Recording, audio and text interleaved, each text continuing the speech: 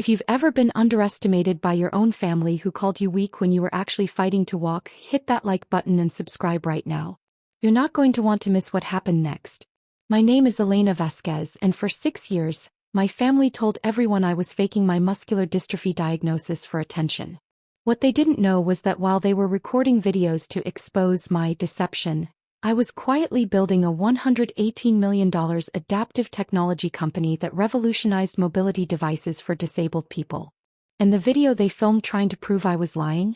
It became Exhibit A in their criminal trial for aggravated assault on a disabled person. But let me start from the beginning. I was 24 when the symptoms started. I'd been working as a software engineer at a tech startup in Austin, living my best life, training for a half marathon. Then came the muscle weakness that I couldn't explain. My legs would give out during runs. My hands would lose grip strength during typing. The fatigue was overwhelming. 9 months of testing. 17 specialists. Finally, diagnosis. Limb-girdle muscular dystrophy type 2A. Progressive, degenerative, incurable. My muscles would continue weakening until I'd need full-time wheelchair use. Timeline uncertain. Could be 5 years, could be 20. I called my family from the neurologist's office, devastated. My mom, a former nurse, was my first call. I thought she'd understand the medical reality. Muscular dystrophy? At 24? Elena, are you sure you're not just out of shape? She said. You should try exercising more consistently. My dad, a high school football coach obsessed with physical fitness, was worse. My players push through muscle fatigue all the time. This sounds like you need mental toughness training, not a diagnosis. My older sister Victoria, the golden child who'd gotten full athletic scholarships, laughed when I told her. So basically you're giving up on fitness and calling it a disease? That's convenient. That should have been my warning. Within 6 months, I'd progressed from occasional weakness to needing a cane. Within a year, I needed forearm crutches to walk more than short distances. My neurologist explained this was actually a moderate progression rate for my type of muscular dystrophy. Not particularly fast, not particularly slow. I had to leave my job. Typing became difficult as my hand muscles weakened. Walking to meetings was impossible. Standing for long periods triggered dangerous muscle fatigue that could cause falls. I moved back to San Antonio to be near family during the transition. Catastrophic mistake. My family didn't just disbelieve my diagnosis. They actively sabotaged my adaptation. Dad would hide my crutches. You don't need these. You're training your body to be dependent. He'd make me walk from the car to the house without support, insisting it was physical therapy. When I'd fall, and I did fall repeatedly, he'd say, "See? You're not even trying." Mom would forget to make the house accessible. Rugs I'd trip on stayed in hallways. Furniture blocked pathways. "We can't rearrange our entire house for your psychosomatic condition," she'd say. Victoria started a social media campaign about her sister who gave up on fitness and claimed disability instead. She'd post old photos of me running with captions like, "This is what giving up looks like," and current photos of me with crutches with captions like, "Victim mentality destroys people." The extended family believed Victoria. Of course they did. She was the athletic success story, the college volleyball star turned personal trainer.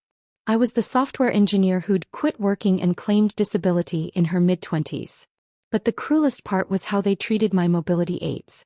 My crutches, custom-fitted, prescribed by my physical therapist, essential for my independence, became objects of mockery. Dad called them my drama props. Victoria would pose with them in mocking photos. Mom told relatives I used them when I want sympathy, not when I actually need them. The truth? I needed them every single time I used them. Limb-girdle muscular dystrophy affects the shoulder and hip muscles most severely. Without support, my legs would literally give out. Walking unassisted wasn't trying harder. It was dangerous. I had multiple falls in the first 2 years. Broken wrist from falling downstairs when Dad hid my crutches.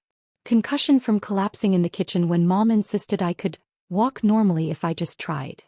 Bruised ribs from falling in a parking lot when Victoria snatched my crutches away as a joke. Each injury was dismissed as my own clumsiness. "If you'd build muscle instead of depending on crutches, you wouldn't fall," Dad would say. The worst moment came at a family reunion 3 years ago.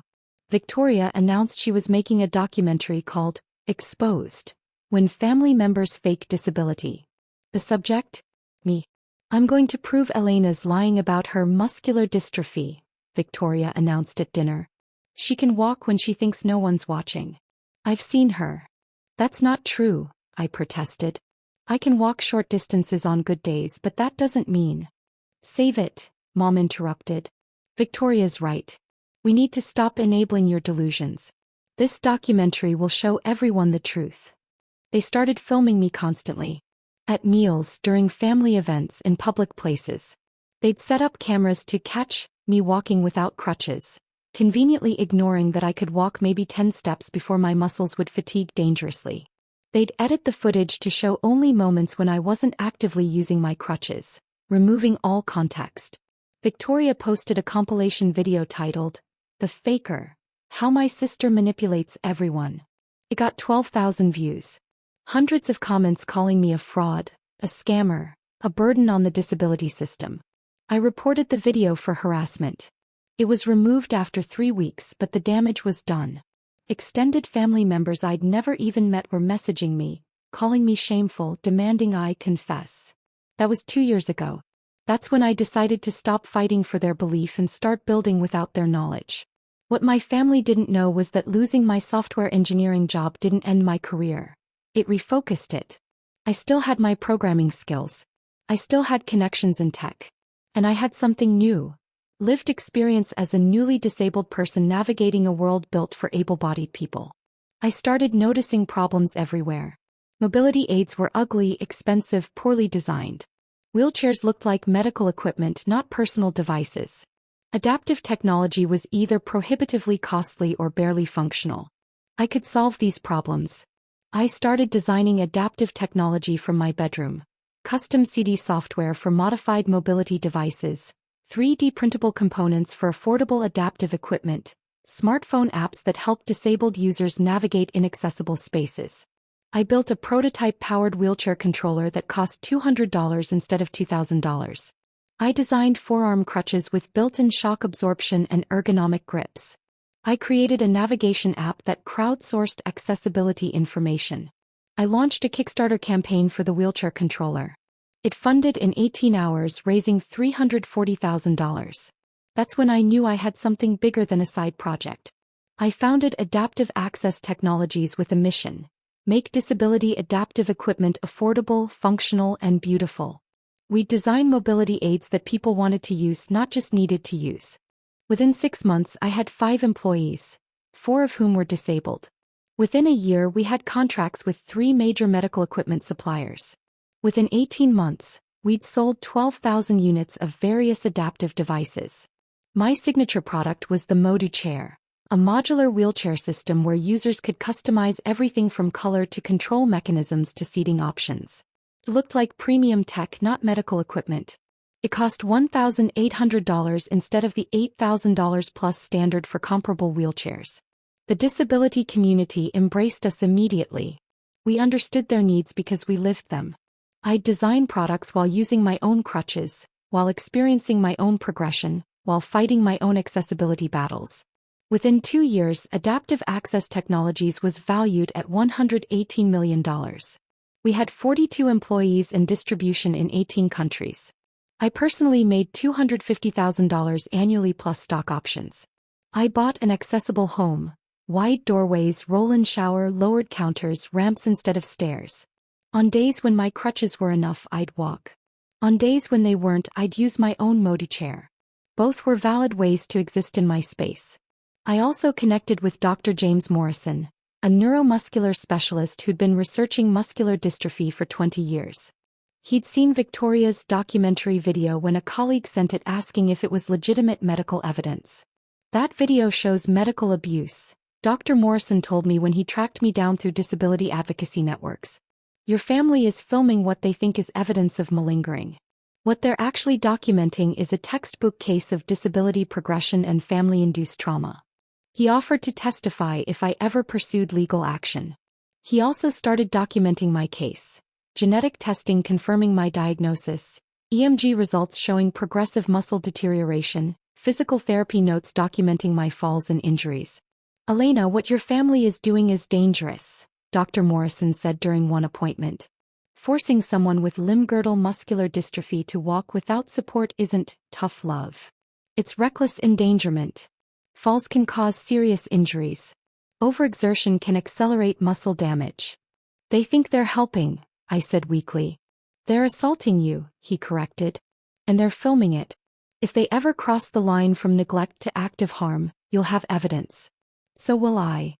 I kept building my company, kept succeeding despite my family's sabotage, and kept all of it secret. Why? Because I needed to know if they'd love me without money. If they'd believe my diagnosis even when I wasn't successful. If they'd support me when they thought I had nothing. I already knew the answer. But I wanted them to prove it one final time. The Thanksgiving that changed everything was Mom's idea. A final family gathering before we stop enabling Elena's victim behavior, she announced in the family group chat. The invitation came with rules. Elena will not bring mobility aids. This is a crutch-free holiday. We need to see her walk normally or admit she's faking. I almost didn't go. But my lawyer, Patricia Gomez, convinced me otherwise. Elena, I've been reviewing the videos Victoria posted, Patricia said during our consultation 2 weeks before Thanksgiving. She deleted most of them after your reports, but I've archived everything. These videos show your family members physically forcing you to walk without prescribed medical devices, mocking your falls and documenting your injuries while laughing. She showed me the compilations she'd made. They were horrifying to watch objectively. In one clip, Dad yanked my crutches away, I fell hard and Victoria kept filming while laughing. In another, Mom demanded I walk across the room normally. I collapsed halfway and Dad said, "Stop being so dramatic." This is criminal assault and battery, Patricia continued. But juries need clear, undeniable evidence. If they try something similar at Thanksgiving and we can get them to film it themselves, we'll have everything we need. You want me to let them hurt me? I asked. I want you to document them hurting you one final time with their own cameras so we can stop them from hurting anyone else, Patricia corrected. Dr. Morrison has agreed to be present at a nearby location. I'll have Officer Davidson on standby. She specializes in disability abuse cases. If they assault you, we'll have immediate response and irrefutable evidence. I agreed. But I also prepared. I wore a hidden body camera, legal in Texas with single-party consent. I had my phone set to record audio. I'd gotten a medical examination from Dr. Morrison 2 days before Thanksgiving, documenting my current muscle strength and mobility level, so any injuries could be immediately attributed to the holiday incident. Thanksgiving was at my parents' house in San Antonio. 40 people, extended family, family friends, Dad's coaching colleagues, Mom's former nursing coworkers. I arrived with my crutches. Dad met me at the door. "You're not bringing those inside," he said flatly. "I need them. My diagnosis." "Your fake diagnosis," he interrupted. "Leave them in the car or don't come in. I can't walk safely without support." "Then I guess you can't come to Thanksgiving." He started closing the door. I made a decision. I left my crutches in the car. I'd walk the short distance inside, then sit for most of the event. It would be painful and dangerous, but I could manage briefly. Wrong decision. The moment I entered the house, Mom announced her plan. "Everyone, Elena has agreed to spend today without her props. We're going to see if her disability is real or psychosomatic." Victoria was filming. "Of course. Today is about exposure," Victoria announced to the room. "I've been documenting Elena's fake disability for 3 years. Today we're going to get the definitive proof." I sat down immediately, my leg muscles already trembling from the walk inside. Uncle Marco, Dad's brother and a physical therapist, approached me.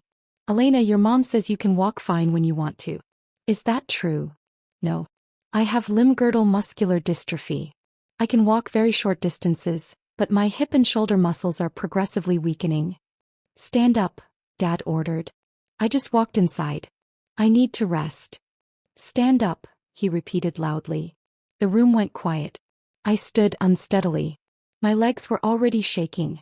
"Now walk to the kitchen," Mom said. "No support. Show everyone you've been lying." "I can't safely walk that far without." Dad grabbed my arm roughly, pulling me upright. "You're going to walk or you're going to admit you're faking." Victoria's camera was running, capturing everything. "Drop a comment and let me know where you're watching from tonight." "Walk," Mom commanded. I took 3 steps. My right leg gave out. I started falling. Dad caught me but not gently, he shoved me back upright. Stop being dramatic. Walk. I took 4 more steps. My legs were trembling violently now, muscles failing. She's faking the shaking, Victoria narrated for her camera. Watch, she's going to pretend to fall. I wasn't pretending. My muscles were literally failing. This is what limb-girdle muscular dystrophy does. The muscles stop responding, stop supporting weight, stop functioning. I collapsed completely. I hit the hardwood floor hard. My left knee struck first, then my shoulder, then my head bounced off the floor. The room gasped. Several relatives moved forward to help. And oh, Dad shouted. Don't help her. This is part of her performance. I lay on the floor, pain radiating through my knee and shoulder, room spinning from the head impact. I tried to push myself up but my arms wouldn't support my weight. The shoulder girdle muscles were too weak. Get up, Mom said coldly, standing over me. Stop playing victim. I can't, I gasped. My muscles, they're not. I need help. You need to stop lying, Victoria said, kneeling down to get a better camera angle of me on the floor. That's when Mom did it. Show everyone she's lying, Mom ordered Victoria. Get clear footage of this fake fall. Dad approached me again. Make her walk without support. Force her to stand. He grabbed both my arms and yanked me upright. My legs couldn't support my weight. I collapsed again immediately. He pulled me up again. I fell again. Victoria kept filming. This is proof she's not even trying. Watch, she's letting herself fall on purpose. I wasn't. My muscles were completely exhausted. Forcing someone with muscular dystrophy to repeatedly stand after muscle failure is like forcing someone with a broken leg to walk. The body part literally cannot function. Dad tried a 3rd time. This time when I collapsed, I hit the coffee table corner with my ribs. Sharp, intense pain. Possibly cracked ribs. I lay on the floor crying, unable to get up, in severe pain, while my father stood over me demanding I stop the performance. Several relatives were crying. Uncle Marco was on his phone. Aunt Sophia was yelling at my parents to stop. Then Patricia Gomez walked in. She'd been waiting outside. I'd given her a key, asked her to intervene if things escalated. She'd heard everything through my body camera audio feed. I'm Patricia Gomez, Ms. Vasquez's attorney, she announced. I'm invoking immediate protective custody under Texas dependent adult abuse laws. No one touch Elena. Officer Davidson followed her in uniform. San Antonio Police. I'm responding to a report of assault on a disabled person. The room froze. Patricia knelt beside me carefully. Elena, are you injured? Knee, shoulder, ribs, head, I managed. Can't stand.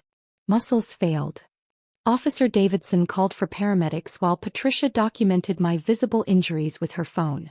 Mom tried to intervene. This is ridiculous. She's faking. Ma'am, I've been listening to audio from Elena's body camera for the past 45 minutes, Patricia said coldly. I have recordings of you ordering her to walk without prescribed medical devices, her father physically forcing her to stand despite her stating she couldn't, and you filming her collapse as proof she's faking. That's aggravated assault on a disabled person. She turned to Victoria. And you filmed everything. You've been creating documentary evidence of your family assaulting your disabled sister for 3 years. Victoria's face went white. I was exposing her lies. You were documenting felony assault, Officer Davidson corrected. The videos you posted online? We've archived all of them. The video you just recorded? That's Exhibit A. Paramedics arrived within 8 minutes. They confirmed I couldn't walk. My leg muscles were completely exhausted, a known complication of muscular dystrophy when pushed beyond capacity. They found significant bruising forming on my knee and ribs, possible concussion from the head impact and shoulder strain. They loaded me onto a stretcher. As they did, Dr. Morrison arrived. Patricia had called him the moment things escalated. I'm Dr. James Morrison, Elena's neurologist and a neuromuscular disease specialist, he announced to the room. I examined Elena 2 days ago. Her muscle strength scores were consistent with moderate limb-girdle muscular dystrophy progression. I documented that she requires bilateral forearm crutches for any walking beyond 10 to 15 steps. He looked at my parents. You forced her to walk over 30 steps without support, then physically lifted her repeatedly after muscle failure. Do you understand what that means? It means she needs to try harder, Dad said stubbornly. It means you caused muscle damage that could accelerate her disease progression, Dr. Morrison said, his voice icy. Limb-girdle muscular dystrophy is a degenerative muscle disease. Forcing someone to use failed muscles causes microscopic tearing that can worsen the dystrophy. You may have permanently damaged her remaining muscle function. Mom's face drained of color. We didn't know. You didn't want to know, Dr. Morrison corrected. Multiple doctors confirmed her diagnosis. You chose to disbelieve them. That's not ignorance. That's willful negligence resulting in harm. Officer Davidson stepped forward. Mr. and Mrs. Vasquez, I'm placing you under arrest for aggravated assault on a disabled person. You have the right to remain silent. This is insane. Dad shouted. She's our daughter. We were trying to help her. You were assaulting her, Officer Davidson corrected. And you filmed it yourselves. Victoria Vasquez, I'm also arresting you for assault. You physically participated in forcing your sister to walk beyond her capacity, and you documented the assault for distribution. As they were handcuffed, Patricia pulled out her tablet.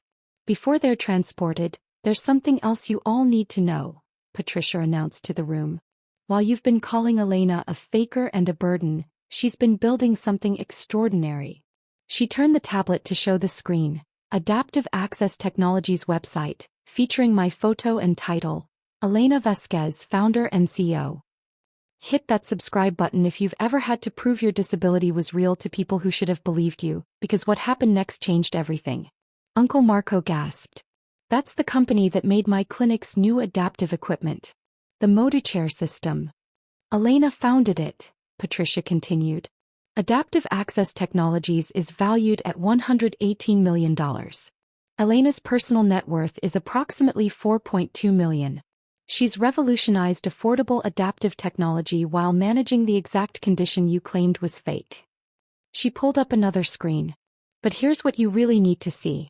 Elena didn't just build a company while you abused her. She also paid for your mortgage. She looked at my parents. Remember when you almost lost the house to foreclosure 2 years ago? The anonymous investor who bought 60% of the mortgage and restructured your payments. Dad's eyes widened. That was Elena.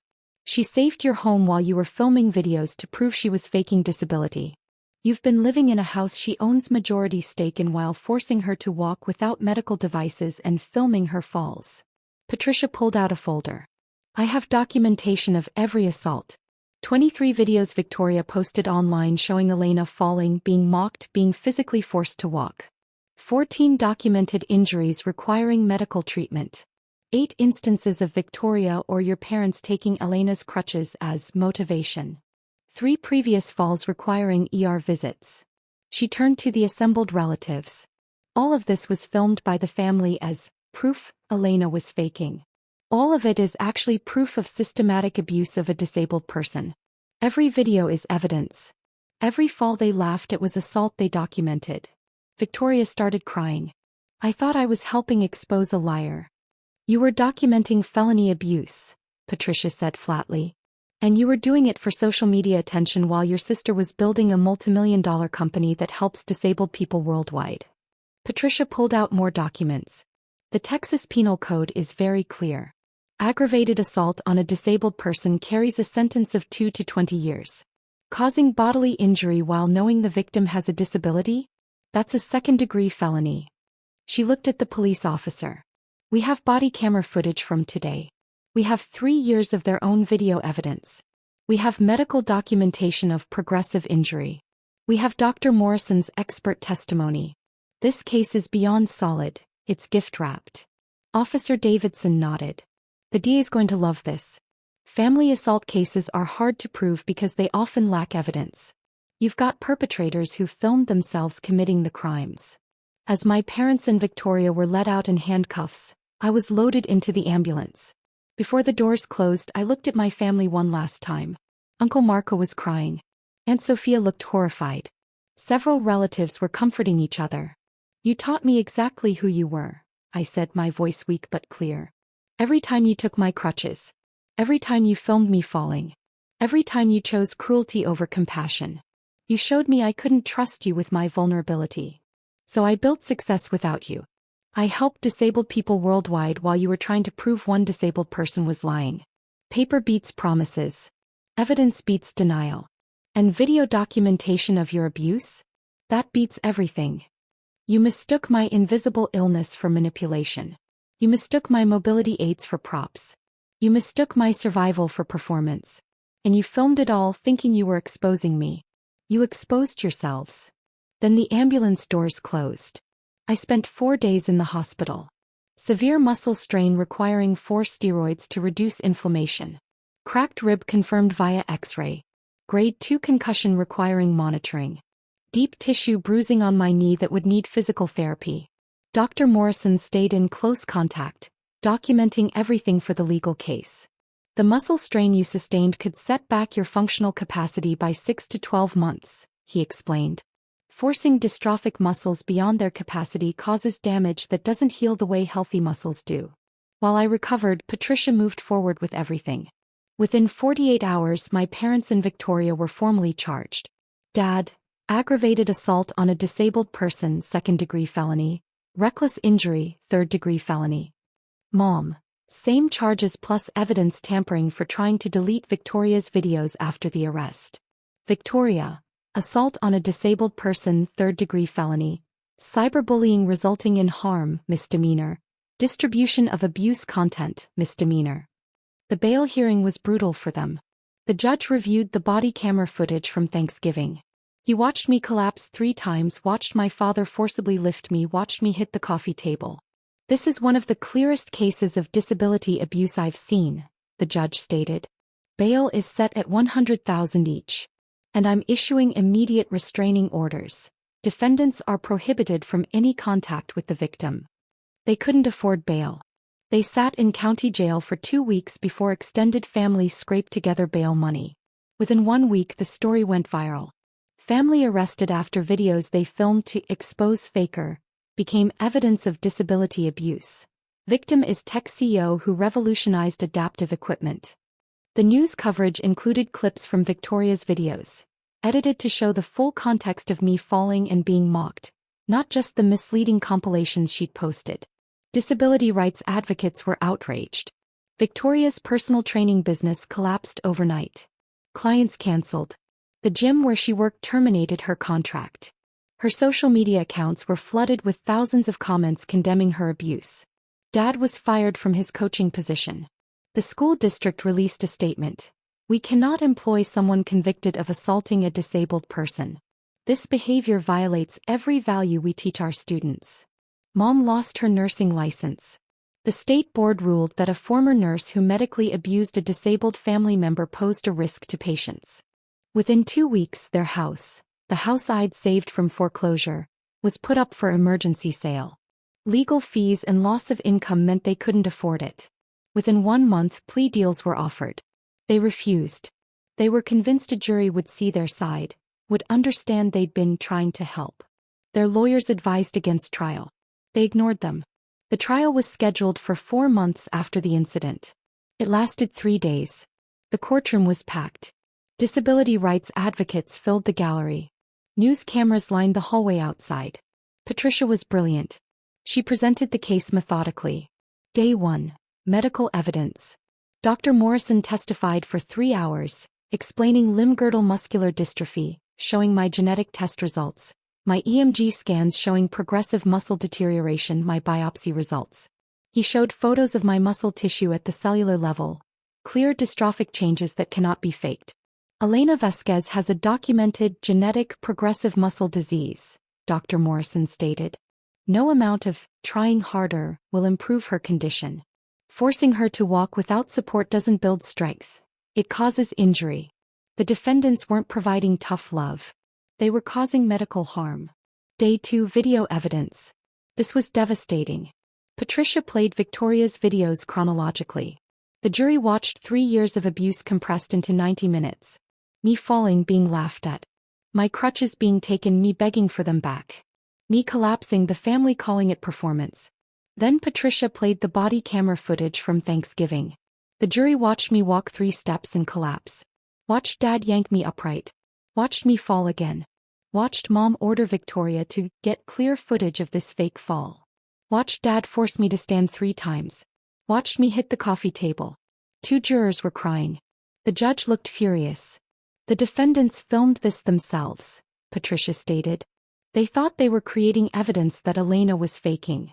They created evidence of felony assault. Day 3. Character evidence. Patricia called 12 witnesses. Adaptive Access Technologies employees who testified about my work ethic and my genuine disability management. Dr. Morrison's colleagues who'd examined me. Physical therapists who documented my falls and injuries. Uncle Marco who testified that he'd witnessed the Thanksgiving assault and was horrified by his brother's behavior. Then Patricia called me. I wheeled into the courtroom in my Modi chair. My legs weren't reliable enough for crutches after the Thanksgiving incident. That itself was evidence of the lasting harm they'd caused. I testified for 2 hours. I explained my diagnosis, my symptoms, my progression. I explained how my family's abuse had made my medical management harder, more dangerous, more traumatic. They didn't just doubt my diagnosis, I said. They actively prevented me from safely managing my disability. They took prescribed medical devices. They forced me into situations that caused injury. They filmed my suffering and posted it online to mock me. And the worst part? They did this while I was achieving extraordinary success. I built a company that helps disabled people worldwide. I created affordable technology that changes lives. I did this while managing a progressive muscle disease and while enduring systematic family abuse. They called me weak. They called me a faker. They called me a burden. But I was stronger than all of them. I survived my disease and their cruelty. And I succeeded beyond anything they imagined. The defense tried to argue the family had good intentions, that they genuinely believed I was exaggerating, that the Thanksgiving incident was an accident. Patricia destroyed them in cross-examination. Did the defendants have access to medical records confirming the diagnosis? Yes. Did multiple doctors explain the condition to them? Yes. Did Elena repeatedly tell them she needed mobility aids? Yes. And did they film themselves taking those aids away and forcing her to walk anyway? Yes. Good intentions, or willful assault. The prosecution rested. Closing arguments took 30 minutes each. Patricia's closing was powerful. The defendants wanted to prove Elena was faking disability. They filmed 3 years of evidence. That evidence proved only one thing: their own cruelty. The Thanksgiving video shows aggravated assault captured by the perpetrators themselves. The verdict is obvious. The jury deliberated. 10 minutes. They came back. Guilty on all counts. The sentencing and aftermath. Sentencing was 2 weeks later. The judge was uncompromising. Dad, 7 years in state prison for aggravated assault on a disabled person, reckless injury and pattern of abuse. 5 years probation after release. $180,000 restitution for my medical costs and therapy. Mom, 5 years in state prison for aggravated assault, evidence tampering and pattern of abuse. 3 years probation. $120,000 restitution. Victoria, 3 years in state prison for assault and cyberbullying resulting in harm. 5 years probation. $95,000 restitution. Permanent ban from social media platforms per probation terms. This was systematic, documented, and horrifying abuse of a disabled family member, the judge stated. You filmed yourselves committing these crimes. You distributed the footage online. You showed no remorse until facing consequences. This sentence reflects the severity of your actions and aims to deter others from similar abuse. They're currently serving their sentences. I haven't visited. The restraining orders remain in effect even during their incarceration. My company continues thriving.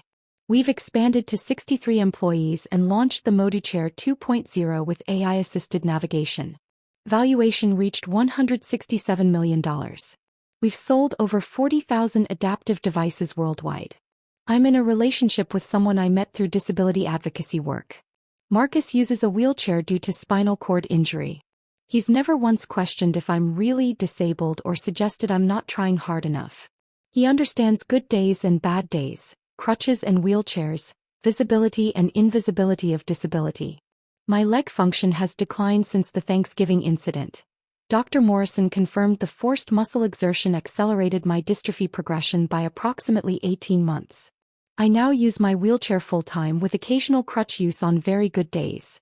Some people might see that as sad. I see it as freedom. I'm no longer fighting my body's reality. I'm accommodating it, adapting to it, thriving with it.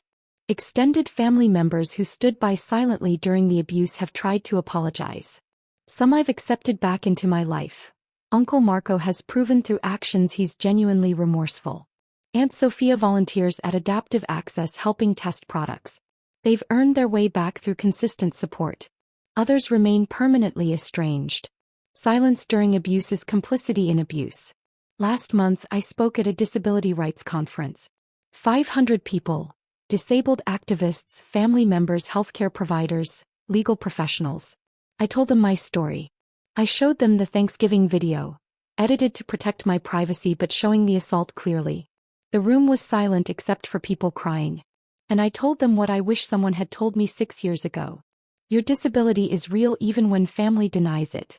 Your mobility aids aren't props, they're medical devices. And anyone who takes them, who mocks them, who forces you to function without them isn't helping you. They're assaulting you. Document everything. Record everything. Because sometimes the only way to prove abuse is to let abusers document themselves. Build your life anyway. Build your success anyway. Build your accommodations anyway. And when they realize they were wrong, you don't have to forgive them. You don't have to give them access. You just have to keep existing in whatever form existence takes for you. The standing ovation was mixed. Some stood, some stayed seated, some raised their mobility aids. A room full of people who understood that participation looks different for everyone. That's my family now. As for my biological family, they're in prison. Their lives destroyed by their own cruelty, documented by their own cameras, proven by their own evidence. Sometimes people ask if I regret pressing charges. If I think prison is too harsh. If I should have shown mercy. The answer is no. They didn't show mercy when they took my crutches. They didn't show mercy when they filmed me falling. They didn't show mercy when they posted those videos online. They didn't show mercy when they forced me to walk until my muscles failed and I hit the floor 3 times. Why should I show them mercy they never showed me? They wanted proof I was faking. They got proof of their own crimes instead. That's not revenge. That's justice. That's consequence. That's a jury of their peers saying you're guilty, after 10 minutes of deliberation. I'm not a faker. I'm not weak. I'm not a burden. I'm a CEO, a disabled innovator, a survivor, a person who built something extraordinary while her family was documenting their own felonies trying to prove she wasn't really disabled. And if my family ever gets released from prison and sees this story, I hope they finally understand. You didn't expose my lie. You exposed your cruelty. You didn't prove I was faking. You proved you were dangerous. And the video you filmed, the one you thought would vindicate you, became Exhibit A in your conviction. Your cameras. Your evidence. Your prison sentence. If you've ever had to prove your disability was real to people who should have believed you, tell me your story in the comments. What would you have done? And if you're currently dealing with family who won't believe your condition, document everything with your own recordings, get medical professionals on your side, know your legal rights, and remember, your disability is real even if they deny it. Their denial doesn't change your reality. It reveals their character. Subscribe for more stories about people who proved everyone wrong. Because sometimes the best response to your faking is letting them document their own crimes while you quietly build an empire.